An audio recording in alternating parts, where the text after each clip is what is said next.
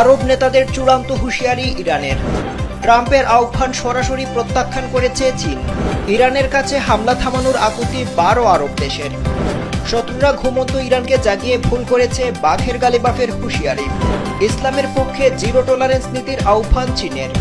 নেতানিয়াহুর উপর চটেছেন ট্রাম্প। সরাসরি ইরানে হামলা চালানোর হুমকি সৌদি আরবের। ইরানে খুররম শহরের তাণ্ডবে লণ্ডভণ্ড ইসরায়েলি যুদ্ধবিমান।